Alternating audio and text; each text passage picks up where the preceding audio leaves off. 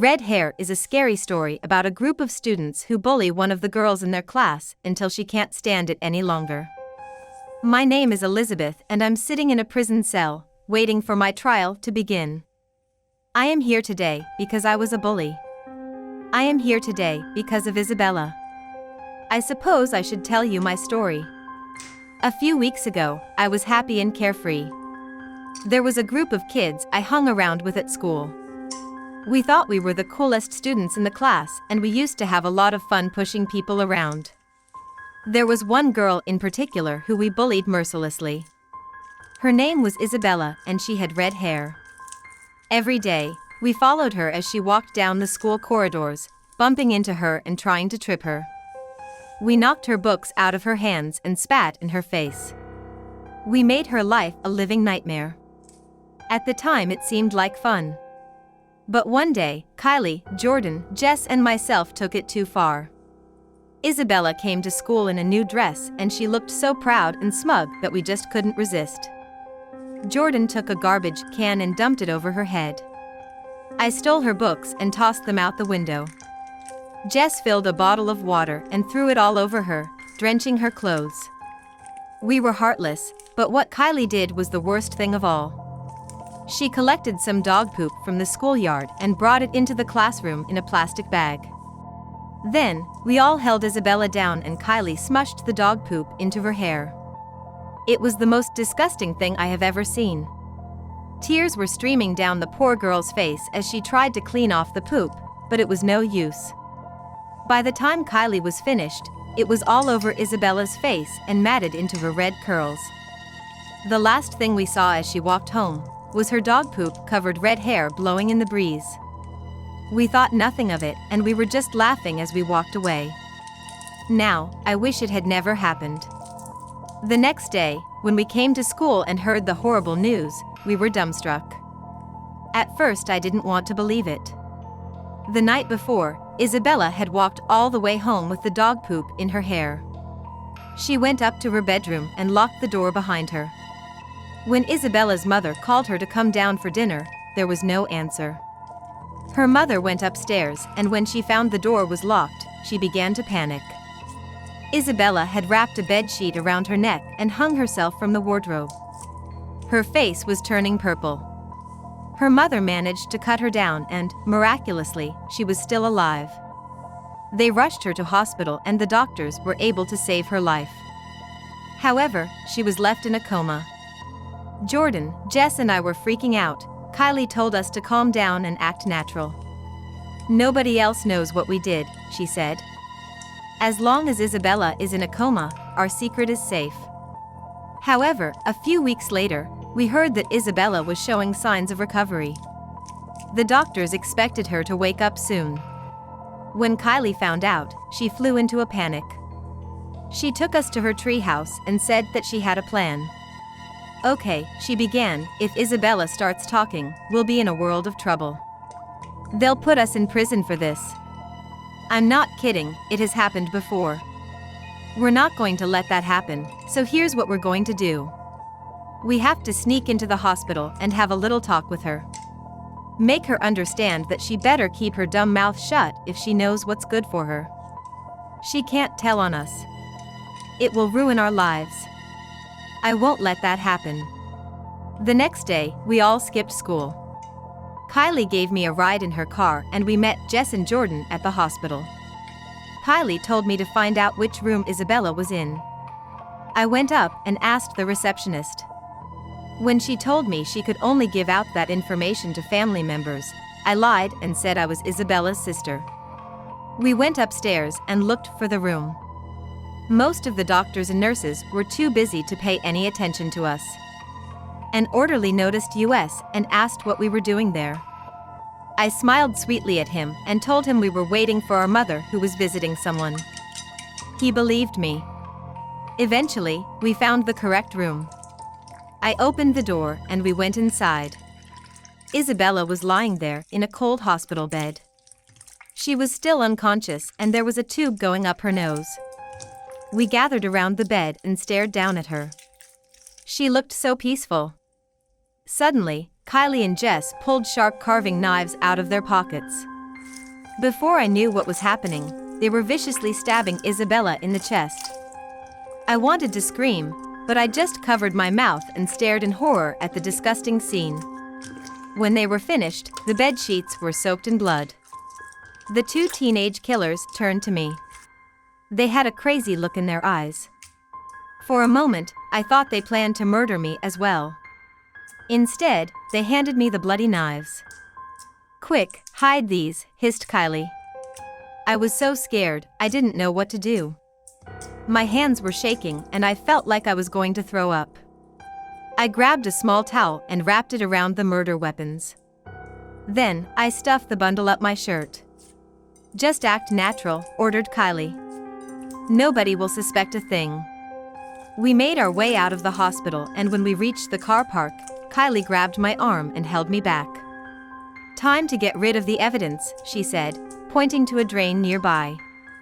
I knelt down beside the drain and slipped the bloody knives through the grate. They fell to the bottom with a splash. Then, I stuffed the bloody towel down the drain too.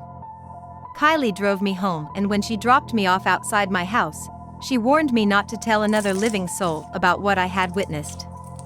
When I went into my house, I just ran upstairs, lay down on my bed, and cried my eyes out. I was horrified by what the others had done, and I felt so guilty that I had played a part in it. I helped them get into the hospital. I helped them find her room. I had no idea what they were really planning, but I did nothing to stop it. I even helped them hide the evidence. I couldn't live with myself. There and then, I picked up the phone, called the police, and confessed everything. I felt somewhat relieved to just get it off my chest. They arrived at my house and arrested me in front of my shocked parents. I was brought down to the station, interrogated, and locked in a prison cell. That night, I cried myself to sleep. In the morning, I awoke to find the policemen standing outside my cell. They told me Kylie had been murdered during the night. She was found dead in her bed, and a knife was sticking out of her chest. I couldn't believe what I was hearing, but it was about to get much worse. Later that day, I heard reports from the other jailers that each of my friends had been killed in the same way. I was extremely scared. That night, I had a horrible nightmare. I heard a girl's voice singing softly in my ear. "You helped them take my life, so now you're going to feel the knife." The first thing I saw was her bright red hair. It was Isabella. She was in my cell, and that was scary enough, but the thing that frightened me most was the glint of the burning red dagger she held in her hand. I dropped to my knees on the spot and begged for mercy. "I'm sorry." I repeated over and over again, "I'm so sorry." She grabbed me by the hair and threw me down on the cell floor. "Sorry," I whimpered, "I'm really sorry." Isabella looked me in the eye and said, "Sorry's not good enough. Is sorry going to bring me back to life? Are you going to rewind time and pull the knife out of my heart?" I was petrified. I shook my head. "I was a monster," I whispered, hanging my head in shame. "I hate myself. I hate the way I acted. It was inhuman. Even animals don't treat each other like that. I should have been your friend. Instead of being a bully, I should have stood up for you. I should have protected you from the bullies. If I could do it all over again, things would be different. You didn't deserve what we did to you. You didn't deserve to be treated like that. Nobody deserves to be treated like that." "I know," Isabella said as she slowly faded away and disappeared. I awoke in a cold sweat. My arm hurt terribly. I looked down and saw that I was bleeding profusely. There were deep gashes in my arm. Someone had carved a single word into my flesh. It read, "Forgiven." Next to me lay a single red hair. Beauty is in the Eye of the Beholder is a scary story about a teenage girl who moves to a new school full of strangely beautiful girls. This town was small. Too small. Heather was used to big towns. Towns that had shops and malls. This town didn't have much at all. It had a few gas stations and one little grocery store. It was too boring for her, and she hadn't even gone to school yet. She was getting ready for it now. She picked out a random t-shirt and jeans and quickly pulled them on. She began to tie her shoes when she glanced at her clock. 7:30, the bell at the high school rang at 8 o'clock. She quickly gathered her things and took off out the front door. The school was completely and utterly boring. Just like the town. It wasn't even very big. The walls were white, the floors were white, and the lockers were a light gray. The people looked boring. Every now and then there would be a normal-looking person, but other than that, the crowd was a little odd. Sure, there were the jocks, the cheerleaders, and the nerds, but they all gave her a slight uneasiness. The school day passed without much incident. She wasn't paid much attention, but there was one thing that gave her the creeps. A girl that sat on the other side of the classroom from her in a few of her classes kept staring at her. If she caught her staring, she wouldn't even pretend to do something else. She just kept staring. Heather couldn't get this off of her mind. She sighed and started to walk home. Hiya. Startled, she looked up. A girl about her age had walked up beside her. She had long black hair and pretty, baby blue eyes. I'm Bethany. What's your name? Heather. Bethany held out her hand. Heather shook it and smiled. They talked on the way home and agreed to hang out at school tomorrow. Heather happily walked into her house. Maybe it wouldn't be so bad out here after all. She smiled to herself. The next day Bethany was nowhere to be found. Missing posters had been plastered all over the school. All of the posters bore Bethany's face. Apparently she had never showed up at her house after school the day before. Heather shivered at the thought. She may have been the last person to see her. The bell rang, and she proceeded to her next class. Taking her seat, she glanced up.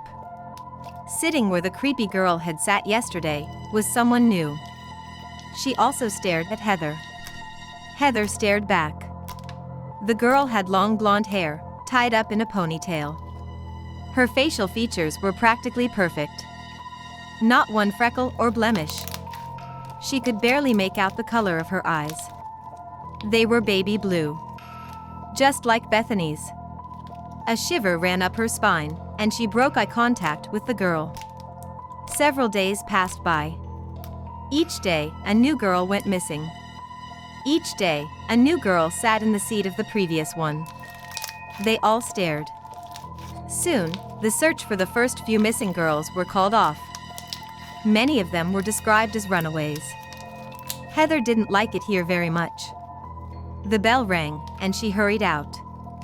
A boy named Jonas had a locker next to hers. She opened her locker door and put up her books for the day. She sighed and turned to Jonas. Hey Jonas? Yeah? He said without glancing up. Who's that girl sitting next to Casey? A surprised look came across his face, then he smirked. Nice joke, Heather. No one sits next to Casey. Heather gasped. She hurried out of the school building and ran to her house.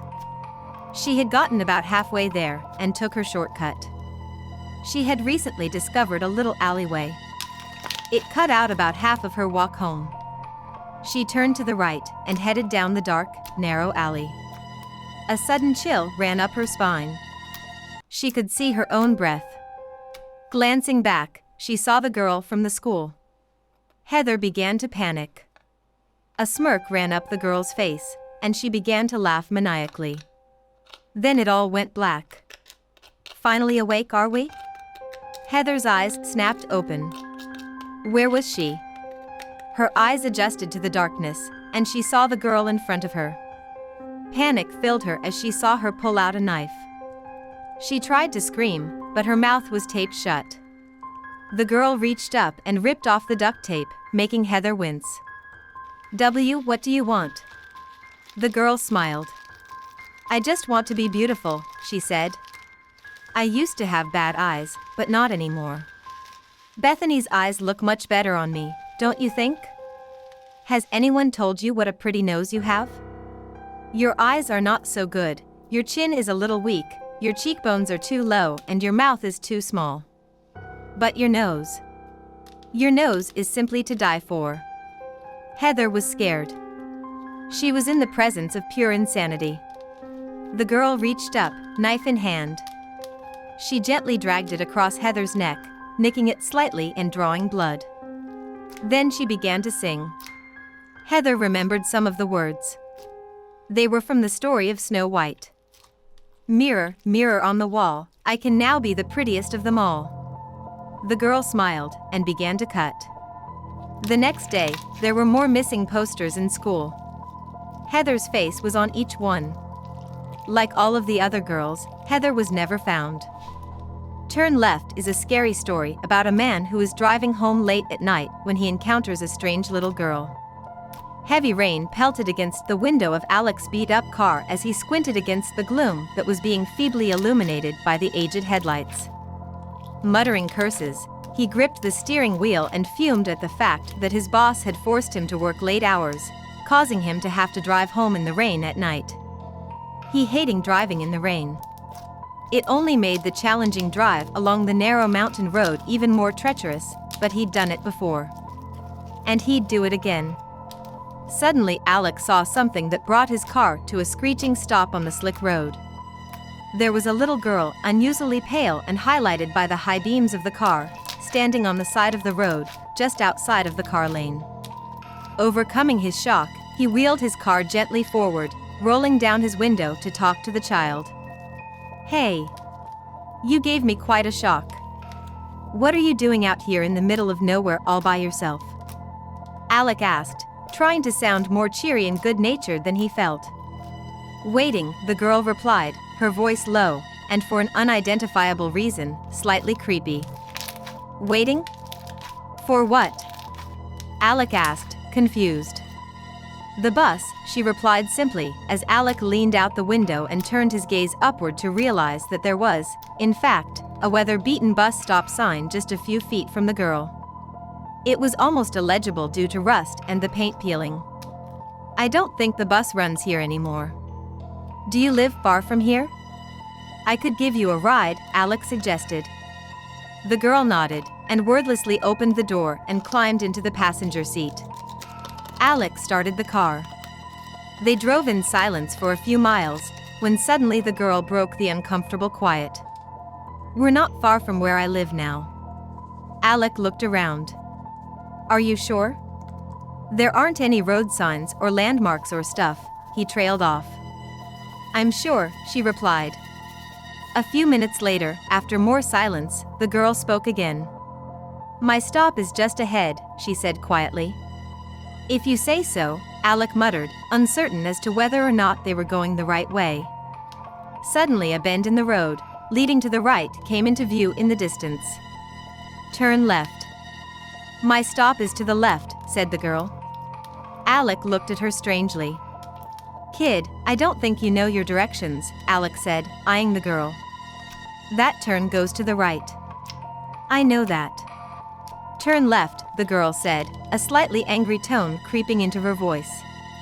Alec turned his head fully towards her. I'm not turning left. Sorry, but you can't possibly live down there, it's nothing but a ravine. Alec snapped. The girl snapped her head around to face Alec, her face contorted in anger, and her previously ice-blue eyes were now a haunted purple. I said, turn left, she screamed. Suddenly, the steering wheel was wrenched out of Alec's hands, sending the car careening through the guardrail and over the edge of the cliff.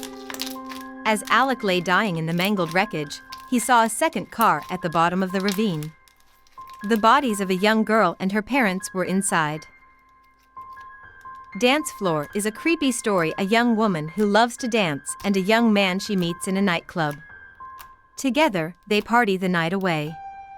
Rebecca Wilson was a young woman who loved to party. Every night, she would go out to the nightclub and start dancing like there was no tomorrow. She would usually dance with guys she didn't know and would dance until the club finally closed down for the night. One Friday night, Rebecca was going to the club as usually and got out onto the floor with the rest of the crowd. However, as Rebecca sat down at the bar and sipped on a drink, she noticed a young man with long brown hair and wearing a plaid shirt and brown boots standing alone, looking really down. Feeling sorry for the man, Rebecca walked over to him and said, "Hey, wanna dance?" When the man saw Rebecca, he looked surprised and didn't say anything at first.